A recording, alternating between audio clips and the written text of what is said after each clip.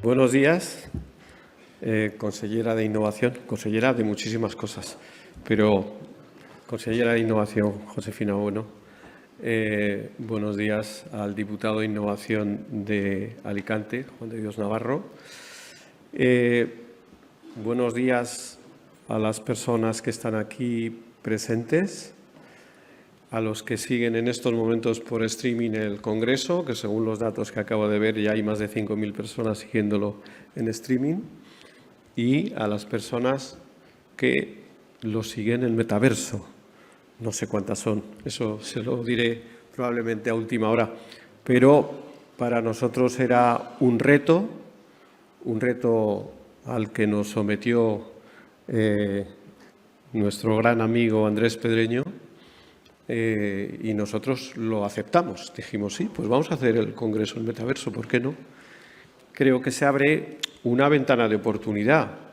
Creo que todo el mundo tiene que hacer esa experiencia, porque nos abre muchas posibilidades de hacer cosas que ahora no podemos hacer. Yo no sé si va a haber 100, 200, 300 personas en el metaverso, pero con que hubiera una sería suficiente, porque estamos abriendo ese camino. Bien, el día 24 de febrero, el pasado 24 de febrero, pasamos a una nueva etapa de la historia. El statu quo que se creó tras la caída del muro de Berlín se rompió, con todas las consecuencias geopolíticas que tiene eso para Europa y para el mundo. Europa, de nuevo, se ve en el escenario de una posibilidad de una gran guerra, pero con un añadido, y es la posibilidad de que exista una guerra nuclear, amenaza que Vladimir Putin ha esgrimido en varias ocasiones. Es decir, que no estamos hablando de un ejercicio teórico, sino de una posibilidad real. Cuando comenzó la guerra, yo recuerdo en El Independiente, pero también en otros periódicos, que expertos militares hablaban de una guerra corta, casi un paseo militar para las tropas rusas. Se decía, esta guerra no llegará a la primavera. Y, sin embargo, pues llevamos más de 8 meses en una guerra de desgaste en la que no se sabe muy bien cuál va a ser el final, pero en la que sí sabemos una cosa, y es que las tropas de Ucrania, las tropas de Zelensky, han conseguido equilibrar esa enorme diferencia numérica y en efectivos como tanques, como misiles, como aviones, gracias a una cosa, a la tecnología. Gracias a la tecnología. La guerra no empezó el día 24, empezó un día antes. Un día antes, el 23 de febrero, los servicios de inteligencia del Kremlin lanzaron un ataque masivo contra los centros de inteligencia, contra los puntos neurálgicos del gobierno de Ucrania. ¿Qué ocurrió? Pues que el gobierno de Ucrania, avisado de que eso podía pasar, había colocado toda su información sensible en la nube distribuida entre distintos países europeos. Y, por lo tanto, ese ataque no tuvo ninguna efectividad. Esto es importantísimo. Es decir, que Ucrania está utilizando la tecnología y, sobre todo, la inteligencia artificial para hacer frente a un ejército que es 10 veces más potente. Hay un informe que yo les recomiendo del presidente de Microsoft, Brad Smith, que fue publicado en el mes de julio y que habla de las lecciones de la guerra desde el punto de vista de la tecnología.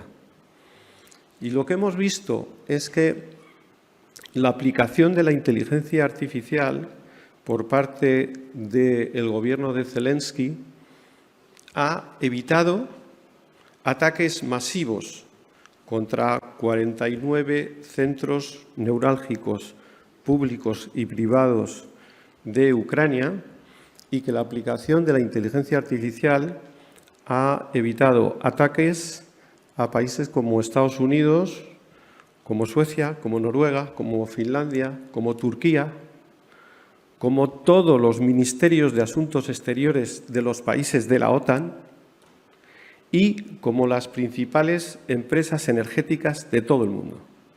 Eso hubiera sido imposible sin la inteligencia artificial. Y además, la inteligencia artificial ha conseguido echar abajo, porque lo ha previsto, porque tiene la capacidad de prever y de detectar, la difusión de mentiras en las redes sociales. En eso el Kremlin es muy hábil, lo hemos visto en otras ocasiones, tiene mucha capacidad, lo ha hecho muchas veces y, sin embargo, en esta guerra no está consiguiendo su objetivo.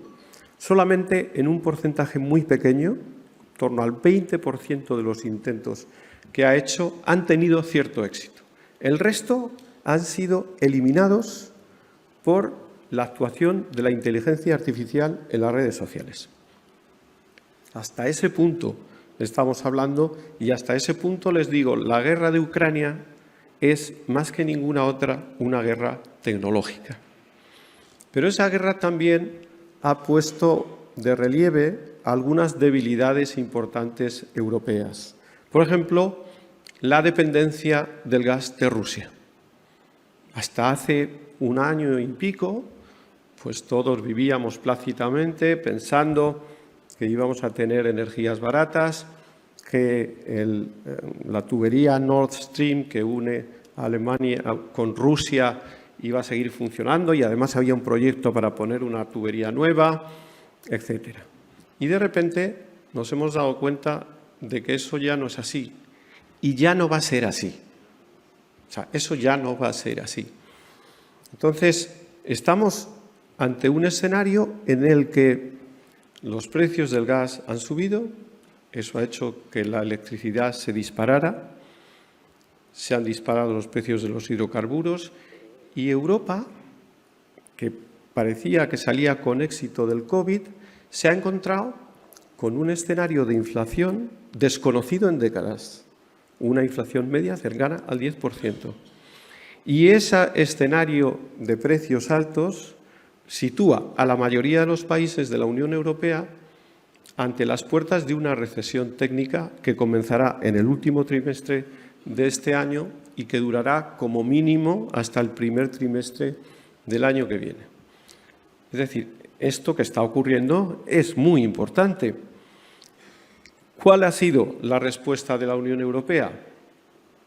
Ha sido doble. Por un lado, mayor interconexión entre los países y, en segundo lugar, apretar el acelerador para que vayamos todos hacia el suministro, hacia la creación, hacia la adaptación a las energías limpias.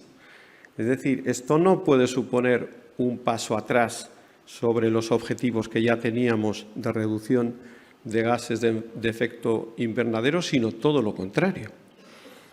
Y aquí, de nuevo, el papel de la inteligencia artificial es crucial, porque lo que va a ocurrir en Europa en los próximos meses es que las decisiones sobre el consumo energético se van a tomar de manera coordinada. Y para eso, y para que ese consumo de la energía sea eficiente, necesitamos a la inteligencia artificial, que nos puede decir dónde se necesita más energía y en ese momento cuál es la energía más barata que se puede suministrar a los consumidores. Pero es que además lo que tenemos, lo que ya está, es que cada vez hay más hogares que tienen paneles solares. Se está desarrollando la tecnología de las baterías y la acumulación de energía. Y por lo tanto vamos a tener miles, millones de actores que habrá que coordinar también. Y para ello, insisto, es básico el papel de la inteligencia artificial para distribuir, para determinar qué energías hay que producir en cada momento y, sobre todo, para abaratar los costes de la energía. esto no es el futuro, es absolutamente el presente. Por eso, cuando en el mes de marzo, más o menos, nos ponemos en el Independiente a planificar el Congreso de Inteligencia Artificial y, sobre todo, cuál va a ser el foco del Congreso. No tuvimos ninguna duda de que este año el tema es la crisis energética y cómo la inteligencia artificial nos va a ayudar a superar de mejor forma esa crisis energética.